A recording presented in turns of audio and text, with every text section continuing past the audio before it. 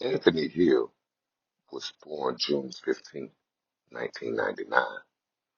Born in Moncks Corner, South Carolina, he was a veteran of the United States Air Force who had served in Afghanistan, according to his family.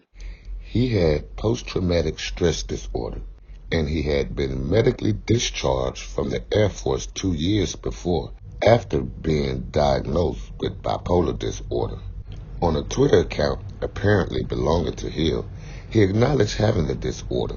According to his girlfriend, he had apparently stopped taking the medication due to muscular side effects, believing he would see the doctor at the VA within a week. Hill was noted to be acting erratically when police were called. He had hung from his second-story balcony in his apartment complex, and his speech was slurred. He had reportedly been running around the complex naked and knocking on doors, asking for his medication, and lying on the ground. The woman who called 911 told Hill's family lawyer that she only called in order to get medical personnel to come out for Hill. Officer Robert Olson, employed by the DeKalb County Police Department for 7 years, was dispatched to the scene and found him in the parking lot of the apartment complex. Olson waited in his car for several minutes, possibly for backup, when Hill began approaching him from about 180 feet. Olson then exited the car and began moving backward. Hill, apparently unarmed, ran toward Officer Olson, who stepped back and warned him to stop. Hill began to walk naked with his hands by his side, failing to comply with the orders to stop by Olson. Olson shot him twice. They were 6 to 7 feet apart when the shots were fired. Hill died at the scene. Olson had also been carrying a taser, police baton, and pepper spray, but the DeKalb police chief, Cedric Alexander, said Olson chose the firearm over the other options. Several residents witnessed the shooting. Olson said later that he had believed Hill was a threat to the officer's safety and under the influence of drugs, like phencyclidine or bath salt. He told the grand jury deciding whether to indict him on charges of murder about other cases in which suspects who had used these drugs had attacked police. The Georgia Bureau of Investigation began investigating the shooting within days, and Olson was placed on administrative leave for the duration. He remained on paid leave through the time of the criminal grand jury hearing. In April 2015, the GBI handed its findings over to the district attorney. The shooting prompted outcry about the police department's approach of handling people with mental illness, as well as critiques about race. The shooting came in the wake of national social unrest and racial debate after the killing of Michael Brown in Ferguson, Missouri, which inspired the Black Lives Matter movement. As they had in other parts of the country, protests arose in Atlanta over race and police killings and use of excessive force. Hill made remarks on the national debate 3 days prior to his death, posting on Facebook, "The key thing to remember is hashtag Black Lives Matter, absolutely, but not more so than any other life." He also remarked via Twitter, saying 99 out of 100 cops are killing black men like it's hunting season. That leaves one just doing his job. In the context of increased attention of police killings of racial minorities, prosecutors face greater pressures. Hill's family filed a wrongful lawsuit against Officer Olson, the police department, and DeKalb County, and its Department of Commissioners. A civil grand jury convened in October 2015, determined that the shooting should be further investigated.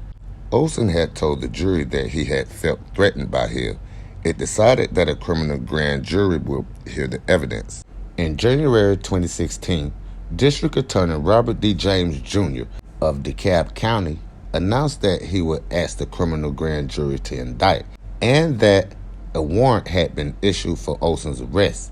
2 weeks later, on January 21st, 2016, the criminal grand jury indicted Officer Olson for 2 counts of felony murder, 1 count of aggravated assault, 1 count of making a false statement, and 2 counts of violation of oath by a public officer. Olson's indictment marked the first time in 6 years that an officer was charged with murder in Georgia for shooting someone while on duty. An investigation by news outlets found that no officers had faced prosecution for shootings in Georgia in the previous 5 years, which saw 184 shootings by police. Unlike any other state in the U.S., Georgia allows officers, but not regular civilians, to be present during the entire grand jury hearing and to make a statement at the very end that is unchallenged by anyone. Olson pleaded not guilty on June 6, 2016. He began to select jury on September 23, 2019.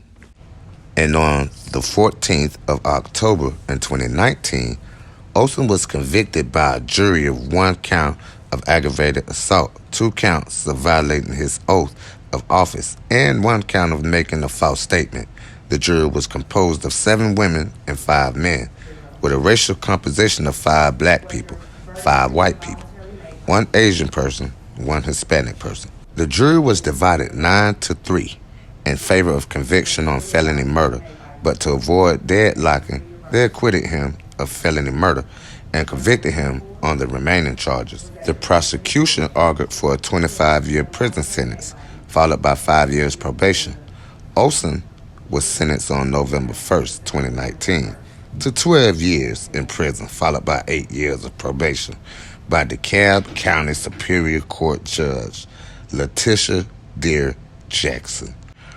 Olson is also banned for life from working in law enforcement, prohibited from possessing firearms, and prohibited from profiting from the case.